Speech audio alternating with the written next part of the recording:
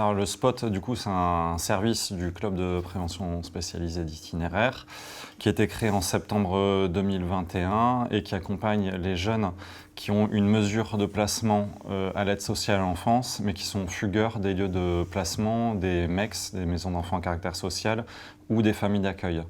Du coup, ça c'est pour les jeunes mineurs, et une autre partie, on peut accompagner les jeunes majeurs jusqu'à 21 ans, en fait, qu'on peut rencontrer aussi là dans le cadre du travail de rue, par exemple, qu'on fait autour de la gare, sur l'île, avec des collègues du club de Prèves également, ou sur d'autres secteurs de Roubaix-Tourcoing.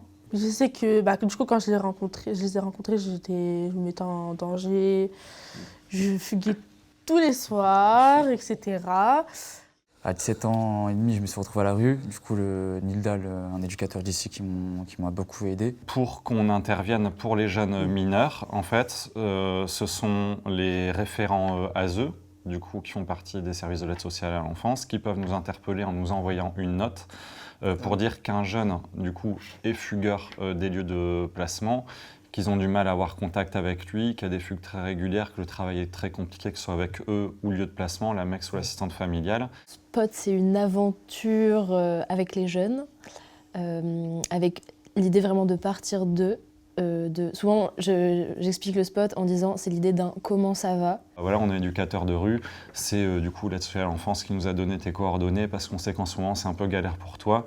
On a un local à côté de la gare, si tu veux tu peux venir, on peut prendre du temps pour discuter, tu peux te doucher, tu peux venir manger, on peut faire les lessives.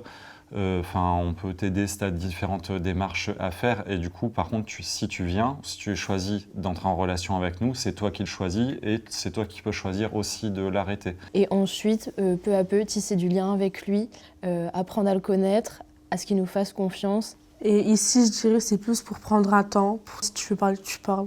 Ils sont ouverts d'esprit.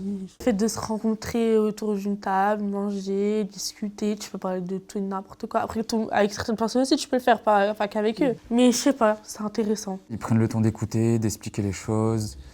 Ils prennent du temps avec toi. Des fois, on mange avec eux, on discute un peu de tout, de rien. On rigole avec eux, on passe des bons moments. Dès qu'on les appelle, on leur explique un souci, ils vont être directement au taquet, ils vont être là, ils vont nous dire, ils nous rassurent. Ça me fait du bien de me dire qu'en dehors de foyer à eux, que je parle avec des personnes, que j'ai une bonne relation avec des personnes, etc. En vrai, ça me fait grave du bien. Ils sont là pour t'aider, mais ils vont pas faire le travail à votre place. Donc si vous voulez de l'aide, ils sont là, mais il faut aussi que votre côté, vous faites aussi les choses qu'ils vous disent de faire, par exemple. Par exemple, de trouver du travail, c'est pas eux qui vont chercher du travail à votre place, c'est à vous de vous déplacer et trouver du travail.